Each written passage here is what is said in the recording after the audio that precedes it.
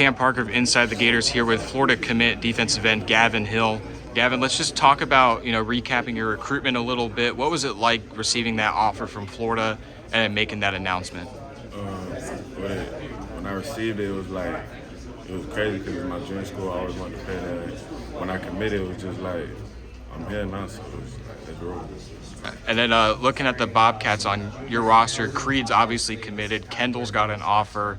I talked to your coach, Mark Whittemore, about this, but are we starting to see, a Buchholz to Gainesville kind of pipeline as far as recruitment goes? Is that something that's going to happen?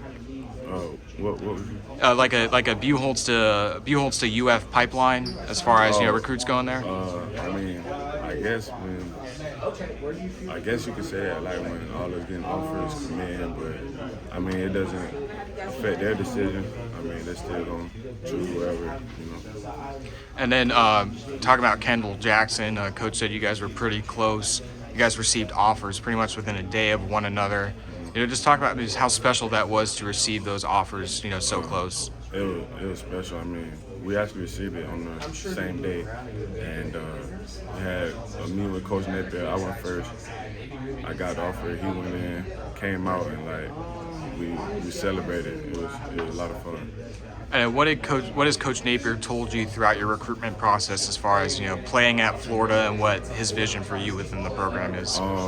Playing like the 3-tech, 4-5-tech, and coming in, have a chance to start. All I gotta do is just focus and stay locked in. And then who are some of the players on the roster right now that I've talked to you a little bit about what playing under Coach Napier is like so far? I know that they haven't played a game yet, but they've kind of been through a spring practice. So what have they told you as far as what his practice is and what being in that program is like? Trent Whittemore, Creed's older brother, and Anthony Richardson. He's like a big brother to me. But they just tell me just be ready to roll.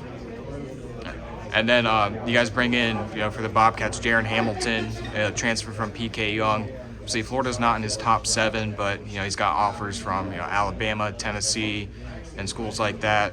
But what does he bring to the table for the Bobcats? And just as far as his recruitment's concerned, what have you guys talked about? We haven't talked about his recruitment, but what he brings to the table is speed and athleticism. I think he's got the ability to go up against one-on-one 50 chance. I'm taking Jaron. And then, just talk about the Buchholz Bobcats. Last year, you guys went to the state Final Four. You guys bring a lot of guys back and make some really good additions to your guys' roster.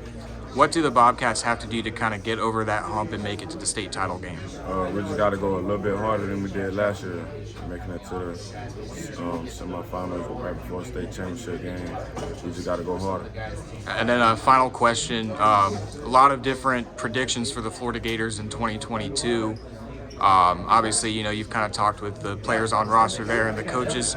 What are your expectations for the Florida Gators this upcoming season, and where do you kind of see them as far as record-wise and standings and whatnot?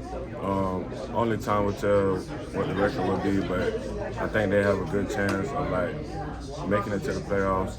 And when my class coming in, we're so young, in 1 or 2 years we'll be up to beat and hopefully win the national championship.